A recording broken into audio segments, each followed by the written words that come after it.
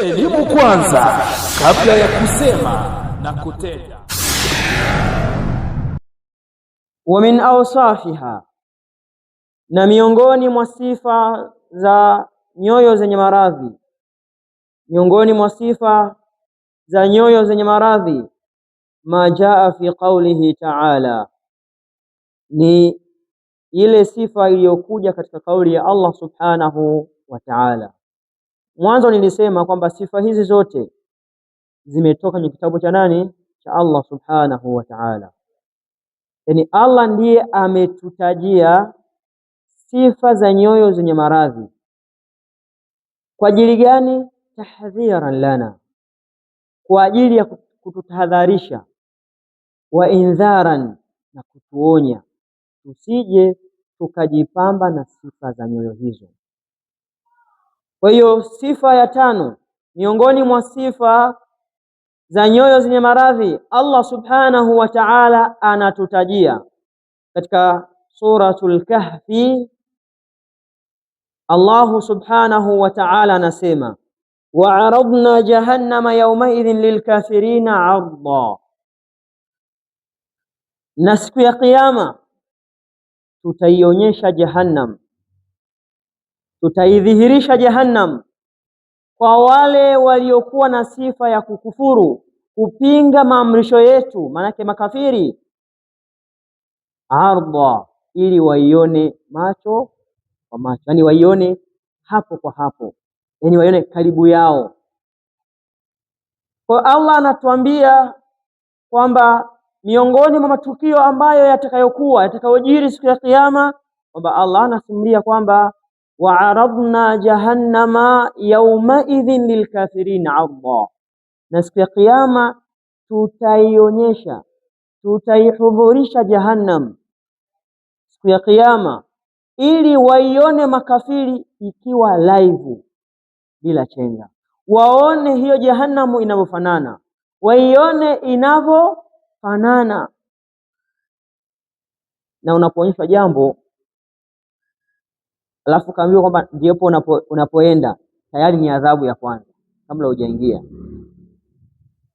Yani unapoonyeshwa sehemu nayoenda kabla ya kwenda, alafu sehemu hiyo ikawa na uhatari, yani kile kitendo tu cha wewe kuiona ile sehemu ni adhabu, hata kama bado hujafanyaje, hujaingia sehemu ile. Kwa hiyo Allah subhanahu wa ta'ala ya kiyama ataionyesha, ataisogeza Jahannam ili makafiri waione live, waone yanayoendelea humo. Yani na hiyo ni adhabu tosha kwao. Hao waliokufuri ni watu wa sifa gani?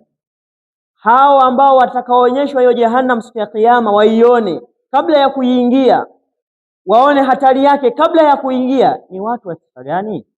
Allah anawataja hao watu watakaoonyeshwa Jahannam kabla ya kuingia. Allah akasema, alladhina kanat ayunuhum fi ghita'in an dhikri, ni wale ambao yalikuwa macho yao katika vifuniko, katika yani vizibo, juu ya ukumbusho wangu, juu ya dhikri zangu. Macho yao yalikuwa hayaoni yani aya zangu, dalili zangu, ishara zangu, kwa sababu macho yao yalikuwa yamefunikwa, yamezibwa, hayaoni utajo wangu. Wakanu la yastati'una sam'a, na walikuwa hawawezi kusikiliza chochote katika utajo wangu, chochote katika miujiza yangu, chochote katika yale yaliyotajwa katika kitabu changu. Kwa hiyo Allah subhanahu wa ta'ala yukhbiruna, anatupa habari na matukio yatakayojiri siku ya kiyama, kwamba Allah ataisogeza, ataidhihirisha Jahannam siku ya kiyama, lakini itakuwa ni kwa ajili ya wale waliokufuru. Ataisogeza mbele yao ili waione wazi wazi. lakini hao watakaoiona hiyo jahannam, sifa yao alladhina kanat a'yunuhum fi ghita'in, ni wale ambao macho yao yalikuwa katika kizibo, katika kifuniko, mpaka ikafika hatua hawawezi kuona miujiza yetu, hawawezi kuiona ishara yetu, hawawezi kuiona yani ile dalili tunayoituma kwa mitume wetu. Lakini vile vile wakanu la yastati'una sama, na walikuwa hawawezi kuisikiliza hiyo miujiza. Bila shaka sababu iliyowapelekea mpaka wasisikilize, kwa sababu katika masikio yao kuna nini? Kuna uziwi. Kwa hiyo katika aya hii, wa hadha yatadhammanu ma'nayaini, na aya hii inakusanya maana mbili. Yani aya hii imebeba maana mbili. Ahadihima, maana ya kwanza, anna a'yunahum fi ghita'in, kwamba hakika macho yao yalikuwa katika mifuniko, yani yamezibwa na mifuniko, amma tadammanahum adh-dhikr, kutokamana na yale ambayo yalikuwa yakitajwa katika Qur'ani, kutokamana na yale ambayo walikuwa wakitajiwa kwenye kitabu cha Allah subhanahu wa ta'ala, min ayatillah, katika zile ishara na dalili za nani? Za Allah subhanahu wa ta'ala, za uwepo wa Allah subhanahu wa ta'ala, wa adillati tauhidihi, na zile dalili za kupwekeka kwa Allah subhanahu wa ta'ala, kwamba Allah hana mshirika katika ibada zake.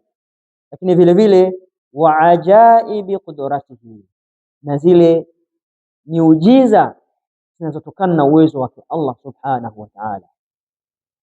Kwa hiyo maana ya kwanza ya aya hii ni kwamba macho ya watu hawa makafiri yalikuwa kwenye mifuniko, ghita, vifuniko, vizibo, yakawapelekea wao, au hali hiyo ikawapelekea watu hawa wasiweze kusikia na kuyaona na kuona chochote kile kilichotajwa katika kitabu cha Allah subhanahu wa ta'ala, katika zile ishara na dalili za Allah, zile aya zinazojulisha na tauhidi, kupwekeka kwa Allah, na katika zile ishara na miujiza ambazo Allah alizitaja, macho yao yalikuwa hayaoni.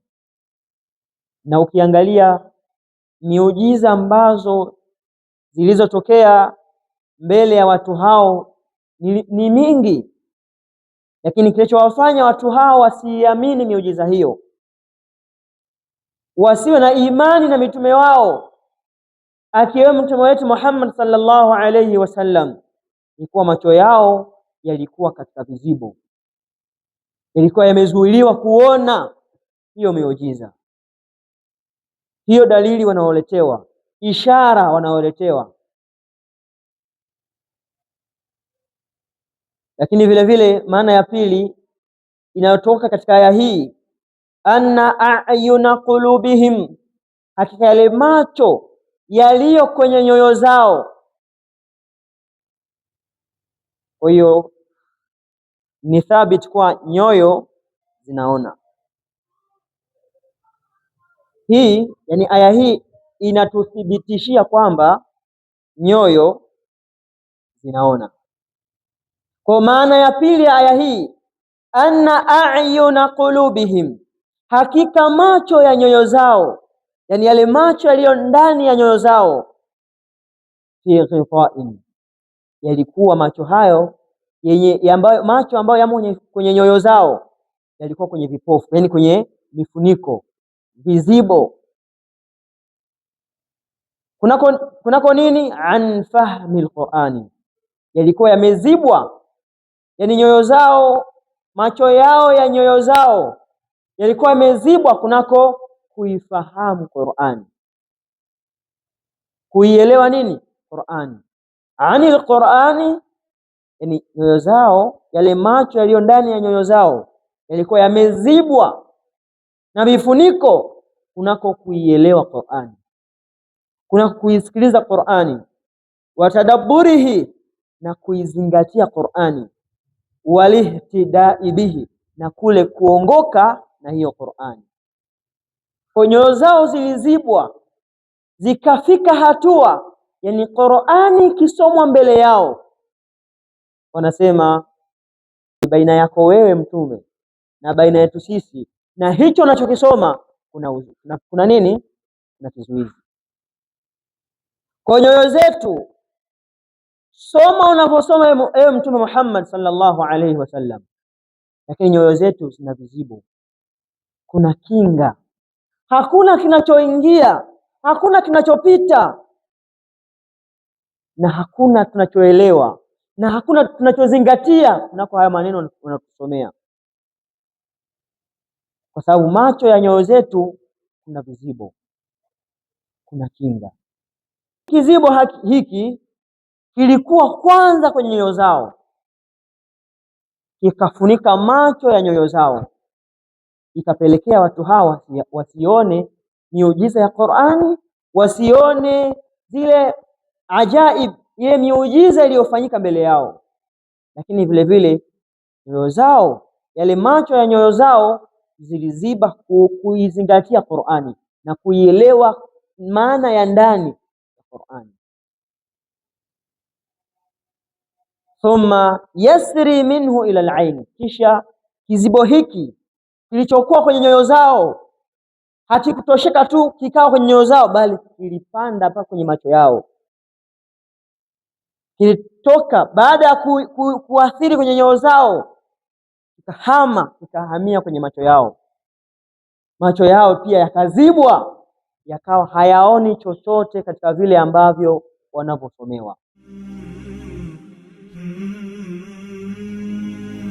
Amani TV online.